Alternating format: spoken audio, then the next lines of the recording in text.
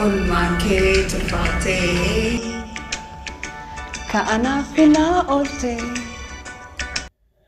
Abbaan manaa maskiidhaa haaraan eenyunni maskiin jaalalaan nama meeqoo wajjin dabarsite jireenyi maskiin dabarsite kan armaan duraa maal fakkaata yeroo ammaa hoo maal fakkaata maskiin jireenya isii keessatti rakkoowwan akkamiittu isii mudate jireenyi isii maal fakkaata walumaa galatti haala jireenyaa fi jiru maskii wajjin ilaalla ashama harka fuune ilmaan Oromoo hedla addunyaa kanarratti argamtan hundi keessan bakkuma jirtanitti nageenyi koo kan kabajaa laga qaxxaamuree tulluu qaariyee isinaa dhaqqabu an Mootii Miidiyaadha. Warroonni chaanaala kanaaf haaraa taatan subscribe gochuudhaan maatii keenyatti dabalama kanneen armaan dura maatii keenya turtan irra deebiidhaan baga nagaan dhuftan. Egaa akkuma mata duree irratti yaaluudhaaf jalqabetti guyyaa har'aa kana seenaa maskiidhaa yookaan maskaram mangistuu wajjin ilaalla. Maskaram mangistuu eenyunni eessatti dhalattee eessatti guddifte sadarkaan barnoota isii maal fakkaata jireenya isii keessatti rakkoowwan akkamii dabarsite jireenyi isii gammachuudhaan kan guutame moo gadadoo garagaraatiin kan guutame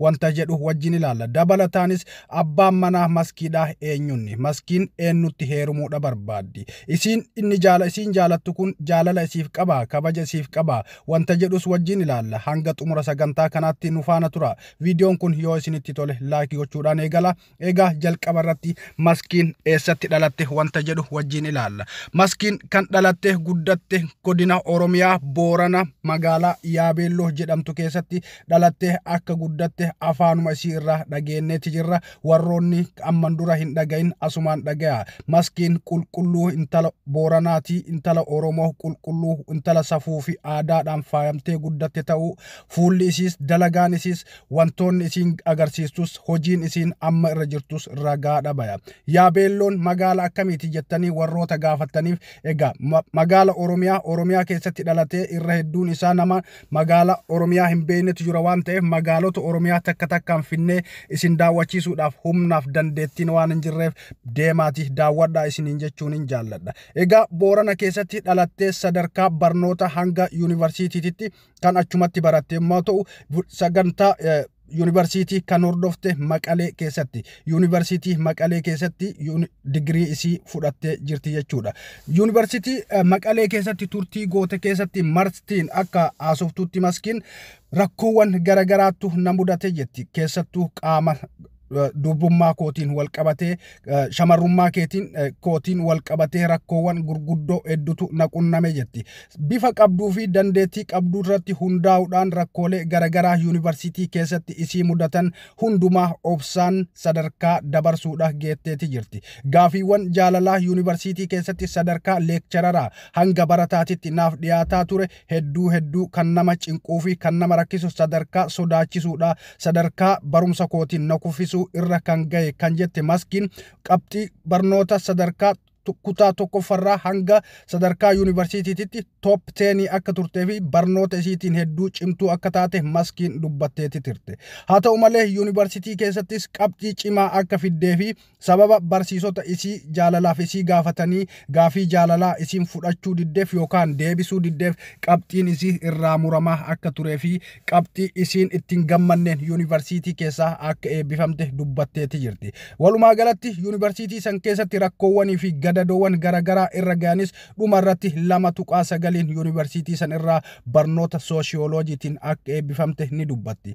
Barnoonni sooshiyooloojii maali jechuudha dandeettu. Barnoonni sooshiyooloojiidhaa hedduu biyya san keessatti kan hin baratamne ta'us egaa walumaa galatti barumsa saniin eebbifamuun xiqqoo rakkoodha. Barumsi sunis cimaadha dandeettii guddaa nama gaafata. Akkasuma immoo biyya san keessatti Itoophiyaa keessatti barumsa sooshiyooloojiitiin hojii argachuun hedduu rakkisaadha. Kanumaan wal qabatee maskiin erga eebbifamtees yuunivarsiitii irraa baate sadarkaa hojii seentee hojii quubsaa yookaan akka barbaaddetti gara feete sochootee hojjechuudha carraa hin arganne. Yeroo jalqabaatiif maarkeetingii irratti bobbaatee maskiin hojii isii kan eegalte yogguu ta'u success ittiin ta'u yookaan akka isiin yaaddetti ittiin milkaa'u wanta dadhabdeef san dhiistee gara hojii yookaan biizinasa mataa ofiititti seente. Maskiin miidiyaalee garagaraa irratti beekamtii guddaa kan qabdu yoo ta'u sadarkaa beekamtiin isiin amma Itoophiyaa keessatti ittiin qabdu sadarkaa ol aanaadha. Hedduun nama Itoophiyaa ta'ee namni miidiyaa fayyadamu namni maskii hin beekne hin jiru.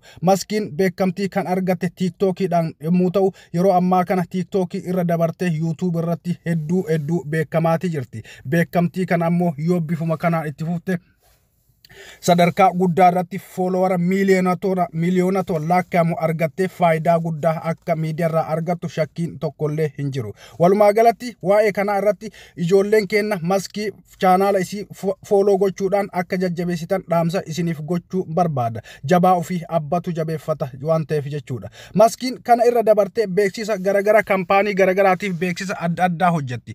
Bareeduma ofiitti, bifa ofiitti, dhaabata ofiitti, dandeettii ofiitti fayyadamuudhaan yeroo uffata aadaa Oromoo beeksiftu kanuma wal qabsiiftee kaampaaniiwwan garagaraatiif beeksisa ni hojjetti. Beeksisa hojjettu kanarraa immoo faayidaa argatti. Faayidaa argachuudhaaf ammoo foolowara yookaan hordoftoota qabaachuun hedduu barbaachisaadha. Kanaaf warroonni maskii beektan maskiin Oromoodha. Maskiin nama kenna. Maskiin kabajamuu qabdi, guddachuu qabdi. Warroonni jettan warroonni TikTok fayyadamtanii fi akkasuma YouTubera fayyadamtan share gochuudhaan, like gochuudhaan chaanaala isii guddiftanii akka faayidaa isiin argattu gochuun hedduu barbaachisaadha. Jabaa ofii abbatu jabeeffata waan ta'eef. Kana qofaa miti. Maskiin faaya feeneeti kan jedhu kaampaanii uffataa kan uffata aadaa Oromoo fi akkasumas uffata aadaa sabaaf sablammoota biyya keessaa hojjetu irratti yeroo hedduu beeksisa hojjechuudhaan beekamti. Achirrattis manni faaya feeneet sun beekamtii guddaa argateeti jira. Kanaan kan gahe ammoo maskiidha jechuudha. Maskiin nama dhugamatti kabajamtuu fi nama dhugamatti jaallatamtuudha. Kanaaf egaa maskiin jajjabeeffamuun dirqama. Aadaa Oromoo, uffata aadaa Oromoodha. Aadaa walumaa galatti wanta Oromoon qabu biyyoota keessa deemuudhaan Oromiyaa guutuu keessa naanna'uudhaan iddoolee bebbeekamuu Oromoo fi Oromiyaan qabdu beeksisaati jirti. Beeksisuun isii kun ammoo faayidaa guddaa saba saniif qaba.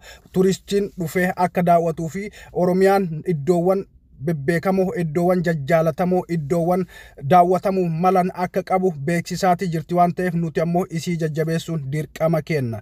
Egaa amma yeroo ammaa kanatti waa'ee maskiidhaa kan miidiyaa garagaraa irra deemaa jiru waa'ee jaalallee isii yookaan abbaa manaa isiiti yookaan ammoo suuraalee garagaraa yeroo isiin beeksisaa fi iddoo garagaraa keessa Oromiyaa keessa sochootu namoonni suuraa garagaraa isii wajjin ka'an achirratti yaadni garagaraa ka'utti jiru. Namoonni maskiin baalageedha, maskiin nama akkasiiti akkanaati jedhanii qeeqa garagaraa irratti kaasanis jiru. Kun ta'uu hin qabu. Namni tokko erga nama miidiyaa ta'e suuraa bakka garagaraatitti namoota garagaraa wajjin ka'uun dirqama isaati. Yoo kana hin goone maskiin nama tuffatti jechuudha. Abbama fedhee haa ta'u namni tokko maskitti siiqee suuraa si wajjin ka'uu barbaada yoo jedhe lakkina wajjin hin kaatu jechuun yoo didde isiin nama uftuultu nama kabaja namaaf hin qabne ta'uu isii mul'isachaadha. Kanumaaf walaagalatti maskiin nama suuraa isii wajjin ka'uu barbaade hunda ni qeebalti tole jettee suuraa wajjin kaati. Keessattuu waa'ee ummata Oromoo irratti aadaa ummata Oromoo beeksisuudhaaf kutaalee Oromiyaa keessa iddoolee beekamoo jiran beeksisuu irratti yeroo isiin garanaaf garas deemtu namoonni bifa kanaan isii qunnamanii wajjin suuraa ka'an akka ajaa'ibaatti simachuudhaan suuraa wajjin kaati. Suuraalee kana irratti hirkachuudhaan namoonni maskii gara biraatti fudhataa jiran ni jiru. Kun ammoo aadaa maleedha. Kanarraa of qusachuun hedduu barbaachisaadha. Egaa waa'ee maskiidha amma ka deemaa jiru waa'ee Dammaqaa Mokonninis wal qabatee inni biraas namoonni garagaraa jaalalleen isii kana sani warroonni jettanii sammuu keessan uf dhiphisaa jirtu. Walumaa galatti suuraan Dammaqaa wajjin kaate suuraa akka tasaa iddoo addaatti wal arganii wajjin kaan akka ta'e isiinis ibsitee jirti. Abbaan manaa maskiidhaa eenyu kan jedhuuf namoonni garagaraa gaafii garagaraa gaafataa jirtan. Walumaa galatti abbaan manaa maskiidhaa yookaan jaalalleen isii yeroo ammaa Muular Mask nama jedhamudha. Nama YouTube fayyadamuu fi akkasuma ammoo Facebook irratti nama peejii guddaa qabudha. Isin peejii isaa irratti guyyaa dhaloota Muular Maaskii wal qabatee baganaaf dhalatte jaalallee koo kabajamaa koo jaallatamaa koo kan jedhu peejii isaa irratti jalatti komantii maxxansite peejii ofii irrattis maxxansitee turti. Muular Maaskis deebii gahaa isiidhaaf deebise. Deebiin isaa akkana ture. baga naaf jiraatte jaalallee koo haadha manaa koo gara fuulduraa hedduun si jaaladha hedduun si kabaja jechuudhaan deebii addaa deebii ajaa'ibsiisaa deebiseefiitii jira. Achirraa ka'e namoonni peejii sana irratti barreeffama san argan Muular abbaa manaa maskii ta'uu amananiiti jiru. Nutis achirraa fuunee amanneeti jira. Rabbi waliin isin haa ga'u, jireenya keessan fuulduraas isiniif haa tolchu jechuun jaalladha. Waa'inni waliif isin haa kaayu, wal isin haa qunnamsiisu, wal isin haa agarsiisu, jireenyi keessan gara fuulduraa badhaadha haa ta'u, gammachuu haa ta'u, horaa deebana jechuun hedduu barbaachisaadha. Walumaa galatti maskii fi seenaan maskiidha kana kanneen Dr. Naafiyaadiidhaan shakkitanis ni jiru. Dr. Naafiyaadii fi ani wal qunnamtii takkallee rakkoo riileeshina biraa tokkollee waliin hin qabnu jechuudhaan maskiin dubbatteerti. Walumaa galatti gaa seenaan maskiidha kanarraa isa kana fakkaata. Viidiyoo biraatiin yeroo biraa deebinee walitti deebina. Horaa bulaa deebana galatooma yeroo gaarii qabaadha. Bye bye.